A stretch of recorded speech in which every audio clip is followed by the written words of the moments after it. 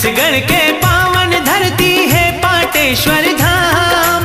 पंचमुखी हनुमान बिराजे, जय जय सीताराम। सिया राम जय जय राम, सिया राम जय जय राम। सिया राम जय जय राम, सिया राम जय जय राम। छत्तीसगढ़ के पावन धरती है पाटेश्वर धाम। छत्तीसगढ़ के पावन धरती है पाटेश्वर धाम। पंचमुखी हनुमान विराजे, जय जय सीताराम। सिया राम जय जय राम, सिया राम जय जय राम। बोलो राम जय जय राम, सिया राम जय जय राम। जय जय पाटेश्वर धाम, जय जय पाटेश्वर धाम, जय जय पाटेश्वर धाम, जय जय पाटेश्वर धाम। जय श्री राम, जय गो माता, जय गोपाल। बाबा जी की पाती कार्यक्रम में आप सभी का स्वागत है। माँ कौशल्या जन्मभूमि मंदिर निर्माण की कहानी। आज के इस भाग में हम आपको बताएंगे कि एक निर्माण के लिए शिल्पी की जो आवश्यकता होती है वो कैसे पूर्ण हुई।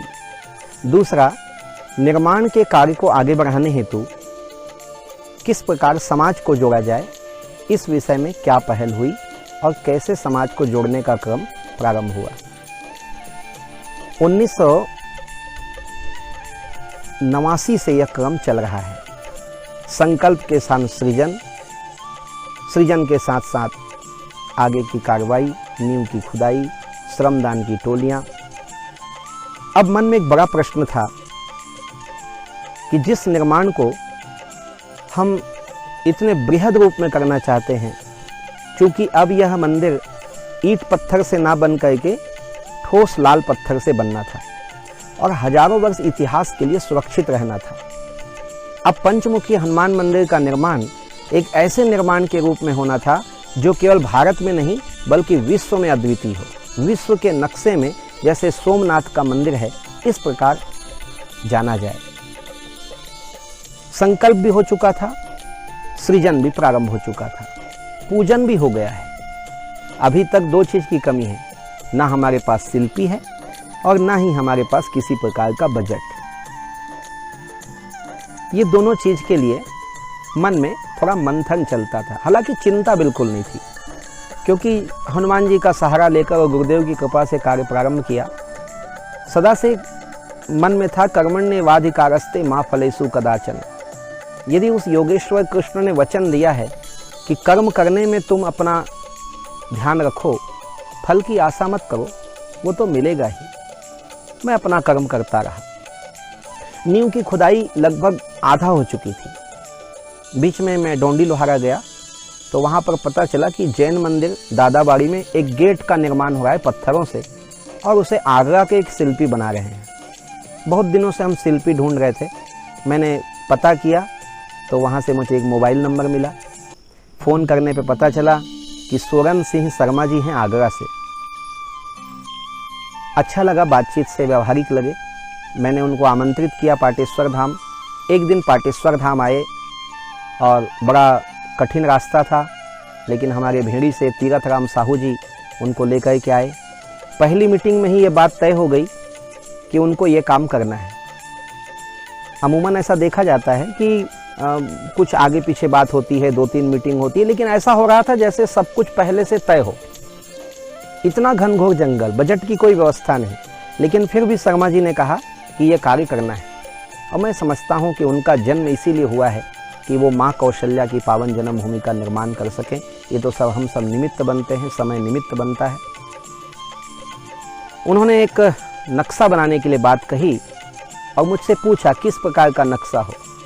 गुरुदेव ने तो जैसे सब कुछ मेरे ऊपर ही डाल दिया था। तो मैं गया और अंदर से मैंने एक मॉडल ला करके उनको दिखाया। मैंने थर्माकोल को काट काट कर एक मॉडल बनाया हुआ था। बहुत ही सुंदर मॉडल था वो, बहुत दिन मेरे पास रहा। मैं कोशिश करूंगा आप लोगों को उसका चित्र भी दिखाऊं। और शर्मा जी ने वो देखा तो बोली ये किसने बनाया है, किस आर्किटेक्ट ने बनाया है। मैंने कहा कोई आर्किटेक्ट नहीं है, ये खाली समय में मैंने ही थोड़ा काट काट के बनाया है। तो बड़े प्रसन्न हुए, बोले आपके तो मनोमस्तिष्क में पूरा मंदिर का मॉडल है ही, बस मुझे तो काम करना है। इस प्रकार हमें शिल्पी भी मिल गए थे। अब आगे समाज को कैसा जोड़ा जाए इस विषय में मंथन होने लगा, लेकिन पता था कि जैसे ही वो समय आएगा समाज को जोड़ने का, हनुमान जी कोई ना कोई कार्य बना देंगे, और वो हुआ। आगे हम आपको बताएंगे। अंततः वो समय आया, यज्ञों की श्रृंखला प्रारंभ हुई। गुरुदेव ये चाहते थे कि एक तो पंचमुखी हनुमान जी का मंदिर बने, ताकि इस निर्माण में मैं भी लगा रहूं और इस निर्माण से पूरे छत्तीसगढ़ का मान संवर्धन हो। दूसरी गुरुदेव की इच्छा थी वैदिक संस्कृति की रक्षा के लिए एक ऐसे अभिनव कार्य का प्रारंभ छत्तीसगढ़ में हो जो लगभग लुप्त प्राय है, और वो है यज्ञों का आयोजन। यज्ञों के माध्यम से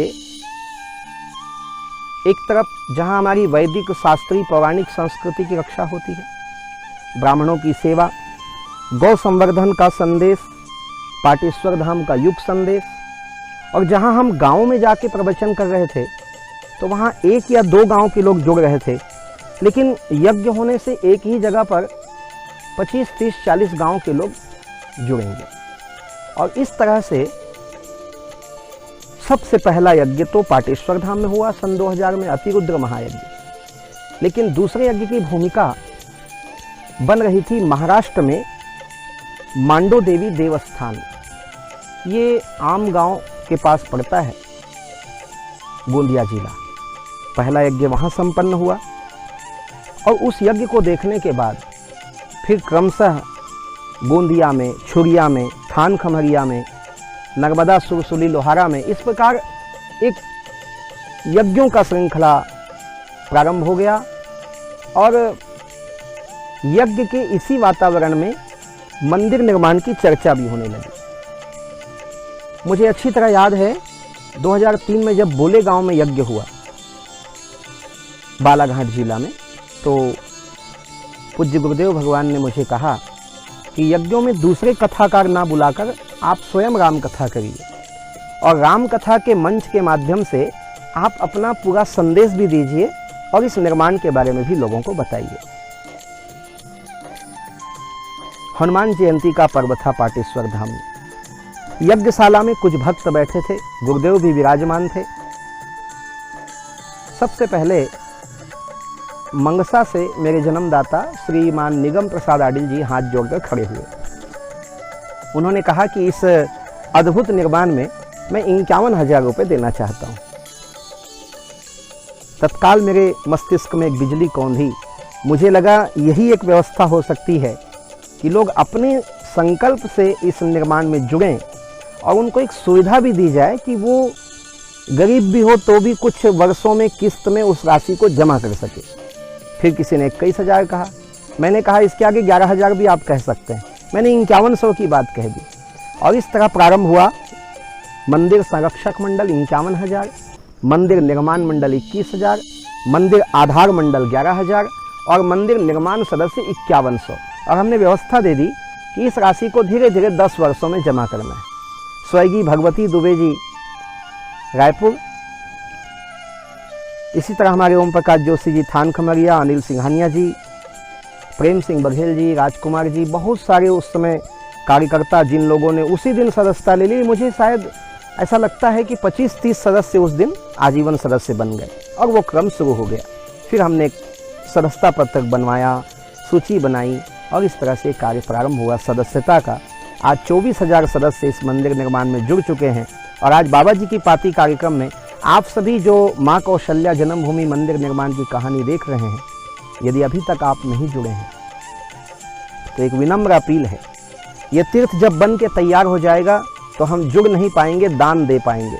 लेकिन आज इसमें 5100 को 5 साल में भी धीरे धीरे कोई दे रहा है तो उसका नाम निर्माणकर्ता में जुड़ रहा है।